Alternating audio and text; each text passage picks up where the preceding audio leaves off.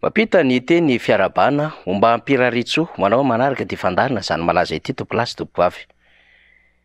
Androany no nametraka ny antota taratasy firotsako fidiny ny filoha Marc Ravalomanina teny amin'ny fitsarana avo momba ny lalam-pandrenana Ambohida.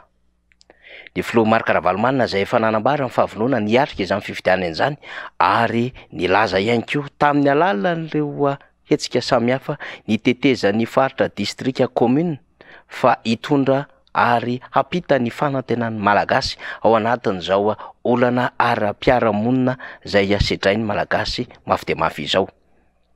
Androany ary zany no nanantanterahana izany ary notrondro mpikambana eo anivon'ny birao politika ny antoko tiky Madagasikara Andriamatoa Marc Ravalomanina ary ireo solombam-bahoaka miara-dia aminy. Fa tazana teny an-toerana ihany koa ireo mpitarika ny rodibe mpanohatra ho an'ny demokrasia eto Madagasikara. Noho izany dia hitoetra amin'ny alalan'izay fahasahiana zay ny fifidianana izay tanterahana amin'ity 2024 ity. Ny fahasahiana, ny fijoroana, ny fahavononana nambara ny filoha Marc Ravalomanina hatrany izany nandritry ny fotoam-pahakalazana faha-20 taona ny antoko tiky Madagasikara. Ary nampitany ihany koa zany nandritry ny fotoana izay nitetezan'ireo komina sy distrika nameloma maso ny antoko timo. Fa mbola nampitainy zany afatra izany tamin'ny alalan'ny kongresy paritra ary indrindra ny kongresy nasionaly ny antoko tiky Madagasikara ny voalohany volana Jolay teny Tanjombato Atsimondrano. Izany fahasahiana izany dia aseho mandrakariva amin'ny alalan'ny finiavana handray andraikitra ho an'ny firenena. Ny fahasahiana ihany koa dia midika ho fijoroana eo anatrehan'ny ady sarotra satria fantatra mantsy amin'izao fotoana izao fa sarotra ny lalana lalovan'ny firenena malagasy. Ka raha miresaka firenena malagasy isika ao anatin'izany ny vahoaka sy ny tanindrazana. Ny vahoaka izay efa sahirana mitady izay ho arapany isan'andro. Ny vahoaka izay efa tsindrin-taona mikaroka ny amin'izay mety aso ny asany, aso ihany koa ny fianakaviana amin'ny alalan'ny fianarana sy ny fahasalamana ary ihany koa izay hatsaratsara kokoa ny hoavindra malagasy. Tsy hoe miady rery akory ny malagasy anatin'izao fahasahiranana izao fa tsaindran'izay mpitondra miezaka manalavitra ny vahoaka fa tsy manatona ny vahoaka ka izay enalena ny amin'ny fahalavirany ny mpitondra sy ny vahoaka izay no mitarika fahantrana lalina ary tsy vita amin'ny fahantrana fefahantrana intsony fefa esony ny sehatra iraisam-pirenena ny amin'ny hoe marefo i Madagasikara. Ny fanavotana izany no tanjon'ny filoha Marc Ravalomanina ary napetra mandrakariva ny amin'ny hoe raha mbola misy koa ny farany tsy foana ny fanantenana ary ny andro kely sisa iainako ho ny filoha Marc Ravalomanina dia etiko anaso mpiray tandrazana amiko. Dia no tanterahany zany ary izy ny tonga voalohany teny Ambohida nametraka ny antota taratasy firotsahako fidiana. Fahavononana tsy misy ohatr'izany fa ny fahavononana miainga any amin'ny tsirairay izay efa nanambara fa handray izany aty dia manandraikitra lehibe ho fanavotana ny firenena izany. Manaraka ho azy ny sisa arak'izany efa mipetrapetraka ny komity mpanohana Marc Ravalomanina na hany Boeny na hany Betsiboka na any Antsinanana na any Analanjorofo na any Atsimo andrefana sy any amin'ny faritra maro samihafa ho an'ny eto Madagasikara amin'izao fotoana izao. Ary tsy omby aloha ireo miantso sy ireo manatona ny birao politika ny antoko tiky Madagasikara sy ireo tima mazokiny ary ihany koa ireo olon-tsotra sy ireo mpanao politika izay efa nanambara ny fahavononany ny hiara-iasa ary hanohana an'Andriamatoa Marc Ravalomanina ny amin'ny hoe inona ny tokony ataonay, ahoana ny tokony ho fihetsika mapomba ahafahanay mitondra izay fanohanana lehibe ho an'Andriamatoa Marc Ravalomanina izany.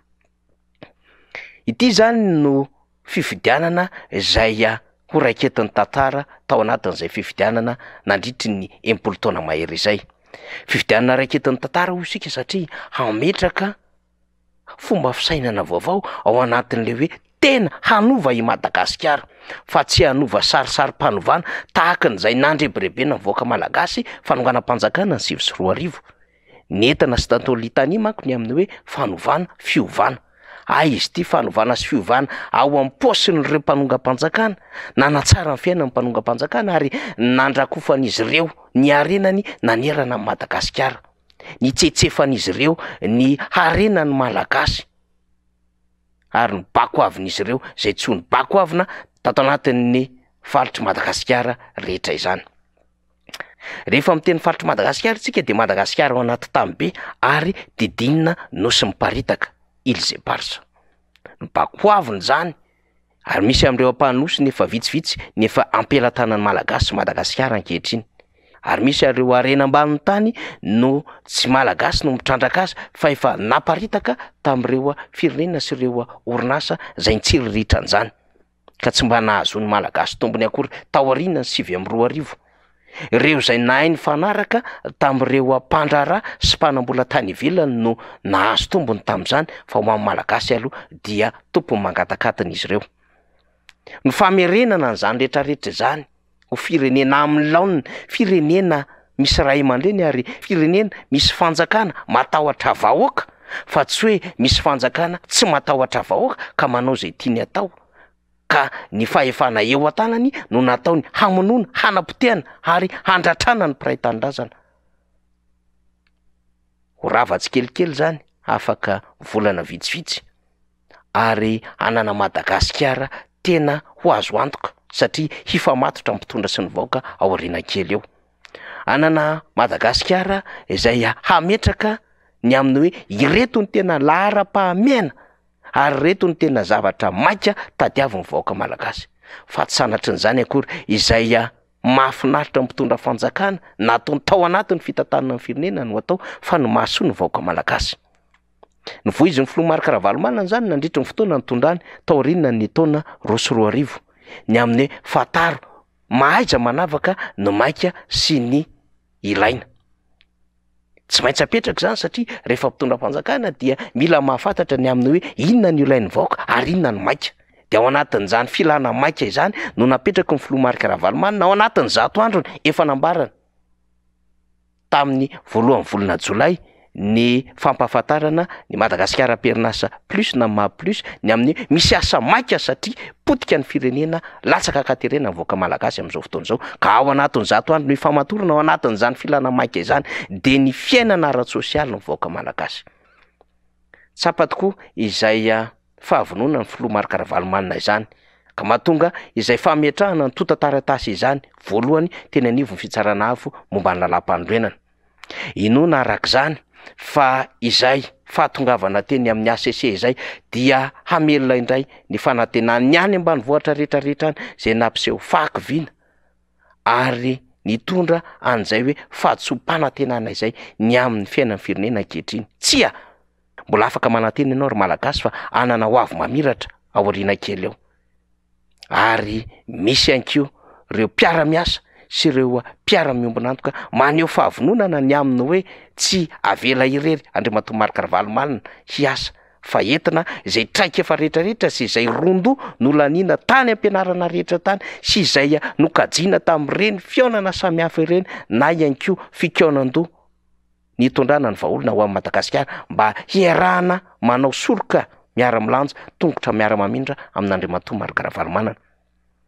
Fa vonina arak'izany ny filoha Marc Ravalomanana efa nampahafantarina ihany koa fa amin'ny alalan'ny komity mpanohana Marc Ravalomanana na ny KMMR no sehatra ahafahany rehetra mifanome tanana hanampy azy amin'ity fifidianana 2024 ity. Arak'izany dia ny fifanatona ny isam-pokotany isaky ny commune isaky ny distrika sy ny faritra no zava-dehibe ho antsika zay manohana ny filoha Marc Ravalomanana.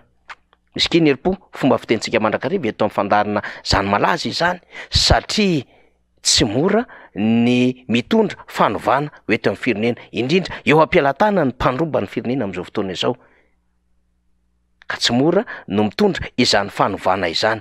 Dikan'izany dia ny fahavonona ny filoha Marc Ravalomanana ampitaina amin'ny fahavonona ny isam-pokotany ny isaky ny commune ny isaky ny distrika sy ny faritra.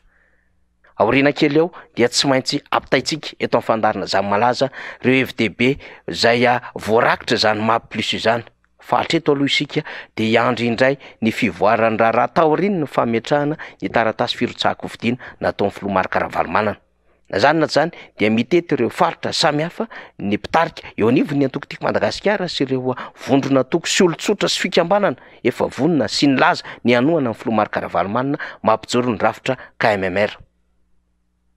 Ireny rehetra ireny dia mariky ny hoe ray makabahana roa fiomanana telo de lasa efa manakaiky no rofo iomanana tsika am'izao fotoana izao ary tsy hoela ny telo de lasa tompoko lasy tompoko vavy zany zava-misy za malaza makasitraka anao nanaraka ity fandarina ity saotra tompoko